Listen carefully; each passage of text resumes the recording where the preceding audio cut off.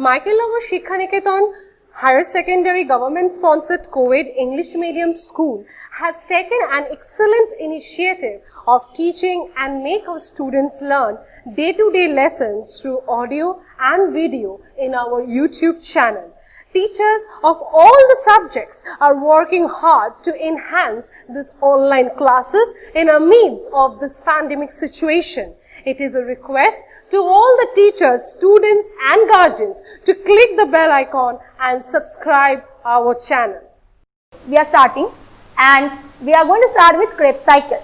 So, we have studied about glycolysis in intermediate step. Krebs cycle is starting with acetyl-CoA already formed in the previous step, in this step, intermediate. So, how many acetyl-CoA formed by the way? 2. So, 2 acetyl-CoA is mixed up with oxalic acetic acid, okay, oxalic acetic acid, and it's giving up what? Citric acid. Now, then this citric acid is converted to next compound, and then as like this another compound is formed and a circle is formed, and at the end of the circle oxaloacetic acid is regenerated, exactly like in photosynthesis where RUBP is regenerated again at the end of the Calvin cycle. So here oxaloacetic acid is again regenerated, and in the process of Krebs cycle, what are the compounds formed? Number 1,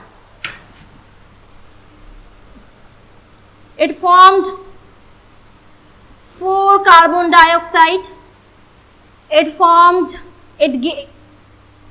6 NADP, and it has given 2 FADH2 and 2 GTP. By the way, GTP is also known as ATP. It is adenine triphosphate, guanine triphosphate, same meaning, same thing. Okay, and the last one, the last thing that Krebs cycle has given is oxaloacetic acid, which is regenerated. So this compound will never end. This compound will always be found in this cycle. Okay. So how many amount of ATP are formed in Krebs cycle? Let us calculate.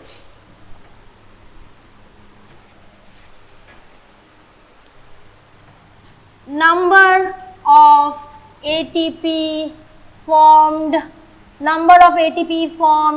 in Krebs TCA cycle, same TCA cycle or Krebs cycle, whatever, Krebs cycle. So 6 NADP, 1 NADP means 3 ATP, 6 means 6 into 3, what is 18? So 18 ATP. 2 FADH2, 1 FADH2 means 2 ATP, 2 FADH2 means 2 into 2, that is 4 ATP. This is GTP means ATP, so here 2 GTP forms means 2 ATP forms. The total is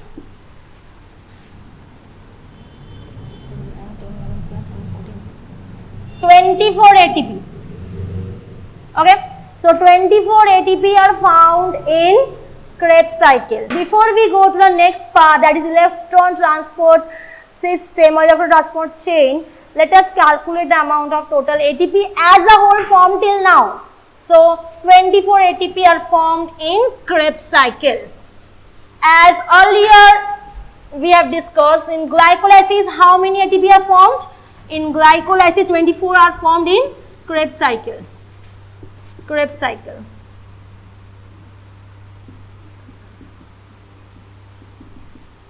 How many ATP are formed in glycolysis? Just we have seen 8 ATP. And how many ATP are formed in the intermediate step?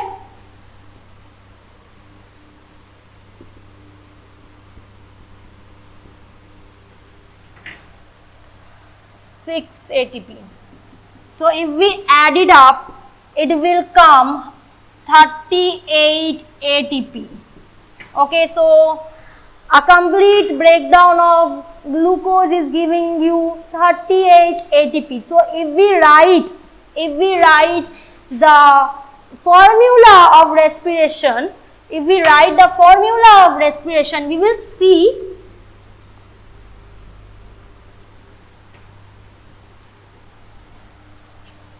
will see that one glucose which you are eating along with oxygen, we have not discussed this, I will come this to later, is giving you carbon dioxide, water and 38 ATP. 38 ATP. So if you see it, and if you have studied photosynthesis, you are going to see that respiration is complete opposite of photosynthesis. In photosynthesis, water, carbon dioxide is taken and it is giving oxygen and glucose. Here, glucose and oxygen are giving carbon dioxide and water. It's complete opposite of both the processes are complete opposite of each other. Okay. So 38 ATP is formed. You have seen exact now and how the 38 ATP are formed. So we will discuss this later. Let us complete the total thing. So first one glycolysis, second one intermediate step, next Krebs cycle, and finally electron transport chain. So what happened in electron transport chain? Number 4 is electron transport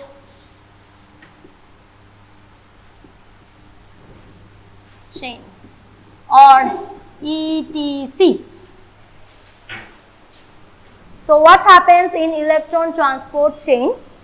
Here the cell uses NADH and FADH that are previously formed, and then it oxidizes NADH and FADH, and from there what happens? From there it produces a large amount of energy, and in this process electrons are helping.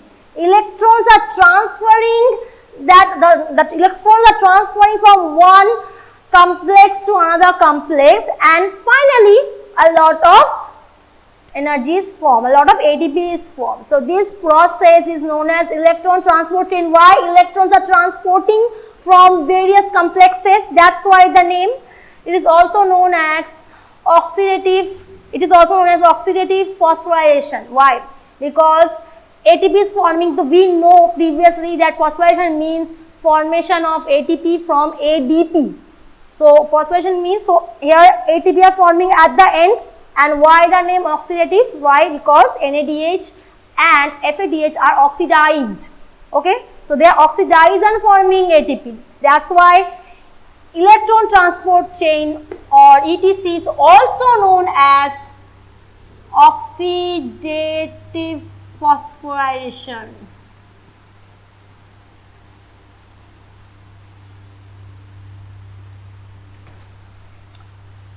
It also occurs in mitochondria. In mitochondrial layer, in the inner membrane of mitochondria, there are total 4 complexes are found. We are going to study them, discuss them in further class. In class 11, it's not present in the syllabus. So these complex, so NADH is coming here, and from this complex number 1, complex number 2, it is going, and how it is going? The electrons are taking it. So that's why from again here it is going from this complex to this complex. How it is going? The electrons are taking it. So that's why electrons are transporting the total system. And finally, there is another complex found, like it looks like this. It looks like this. It is known as F0F1. This F0F1 is a final part of this electron transport chain, and this complex helps in the formation of ATP. So this is the total cellular level of respiration. Okay.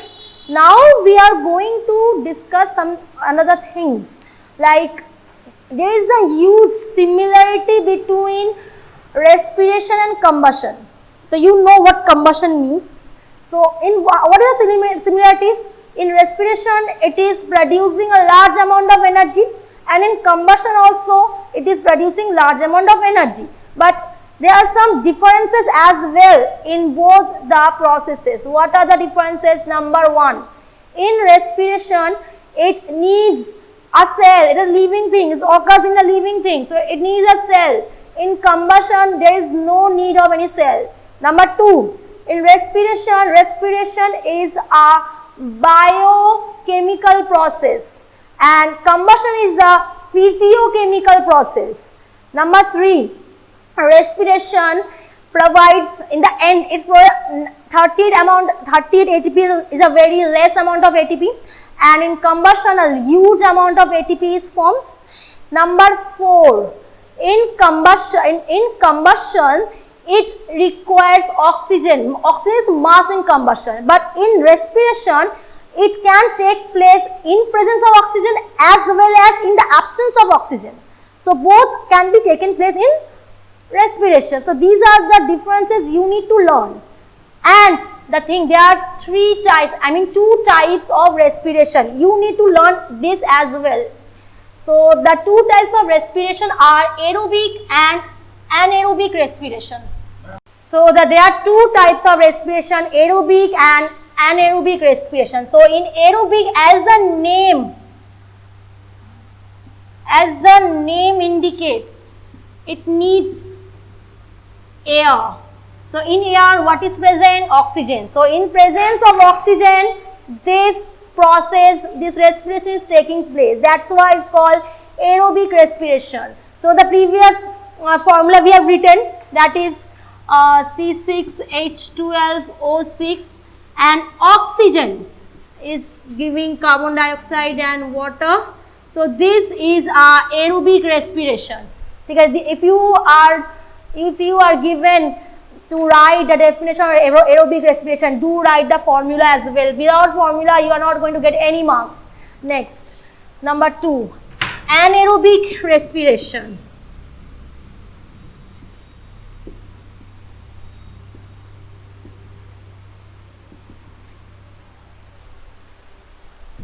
In anaerobic respiration, what happens? In anaerobic respirations, the respiration takes place in the absence of air. So in absence of air, the respiration is taking place. But what happens in aerobic respiration, as you have seen, glucose is completely broken down. There is no intermediate product here. It's completely broken down as giving carbon dioxide and water. Here, glucose is not completely broken down. It is partially broken. It is partially broken and it gives rise to an intermediate product. Here, suppose ethyl alcohol.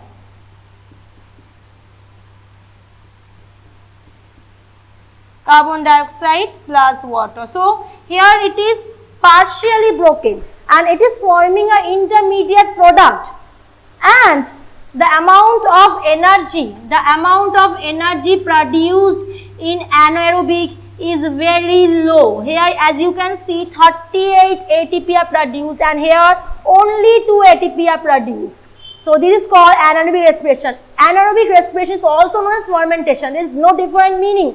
Fermentation means anaerobic respiration. Here in fermentation what happens? Bacteria are breaking down glucose in absence of air. That is called fermentation. So what are the products from ethyl alcohol and lactic acid as well? Ethyl alcohol is produced when it is broken in plants. In plants, if anaerobic respiration is taking place, then it will give ethyl alcohol. But if in humans or animals, if it is the anaerobic respiration is taking place, then it will produce lactic acid. You have seen, if you suddenly run a marathon, if you suddenly do a lot of exercise which is not a regular routine of you, what will happen? You will get muscle cramps. Your muscles will start paining. Why you are having the muscle cramps suddenly? Because suddenly you are doing a lot of work, means you are breaking the glucose in absence of air. The glucose, you are doing a lot of work, means you need a lot of energy from your regular life. So a lot of energy, how it is getting? So what the cell is breaking the glucose already stored in your body and providing you the energy. While breaking it, in absence of air obviously, while breaking it is producing a compound called lactic acid. That lactic acid, that is the intermediate product, lactic acid is stored in your muscles or your bones. So it is stored there and it is giving you all the cramps, all the muscle pains. But this lactic acid is again slowly dissolved back to its original form, lactose glucose, that we will study not now in class 11 obviously. So in a few days you are free from the pain. So you can now understand why you are getting all those muscle cramps suddenly after running a marathon.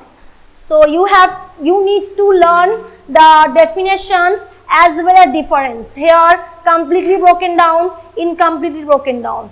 It needs oxygen, it doesn't need oxygen. A large amount of ATP is produced, only 2 amount of ATP is produced.